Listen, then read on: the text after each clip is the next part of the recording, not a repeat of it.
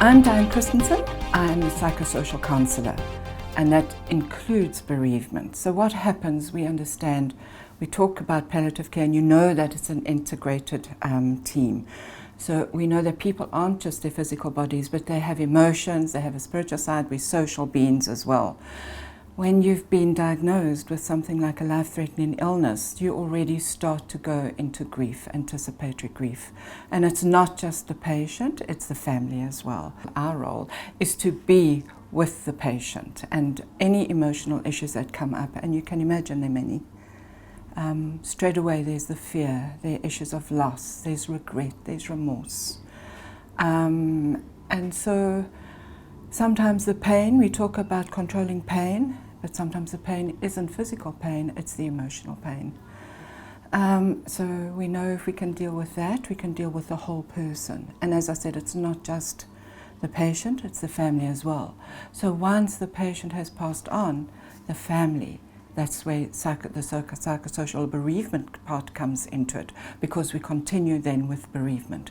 We've walked the road with the patient, with the family, we know them. It makes it so much easier for them to relate to us and us to relate to them. We also offer our community counselling. So we say we're here for the community as well, who've suffered trauma or any kind of bereavement issues. And so we're open to the community and we say, you know, if you have an issue, come here, we'll offer you the counselling. And because you look at community health, you want your community to be healthy. You want them to say, we're here for you. And that's another part that we play in the organisation. For every person, hospice experience is different, and it's different because we're different people, and we all have different needs. So for some people, they might not need the bereavement afterwards because maybe they have a strong support system or they're involved with their church. We always look to the patient and the family's needs, and we honour that. And what we say all the time is, we don't take over, we are just here to walk beside you. So if you need, you have to ask, and we will be there.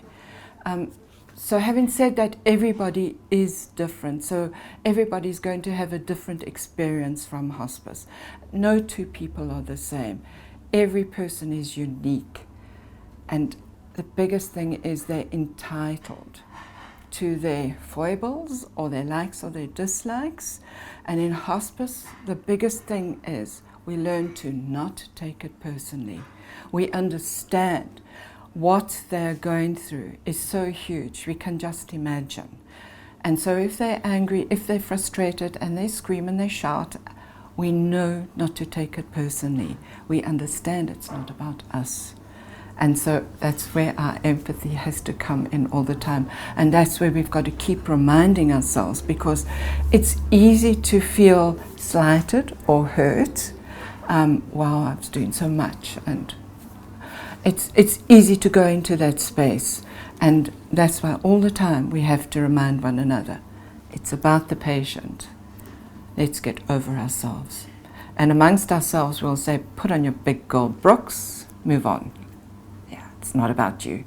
So we have to continually be alert to that, because it's about, we talk about patient-centered care, it's patient-centered care the whole way. For more information on how you can be a part of playing an important role in the Ugu District community, contact South Coast Hospice Association.